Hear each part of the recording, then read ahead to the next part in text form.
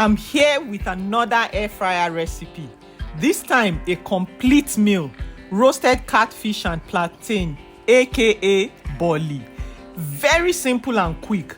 Meals like this are called one pan meals, meaning you make everything in one pan, or in this case, in one air fryer. Note that you can do this with any type of fish you prefer: Titus, croaker, barracuda, panla, etc.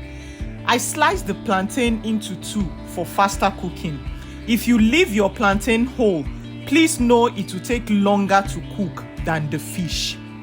The sauce I poured on top is the same pepper sauce I showed you how to make in my previous recipe video of the air fried yam and pepper sauce.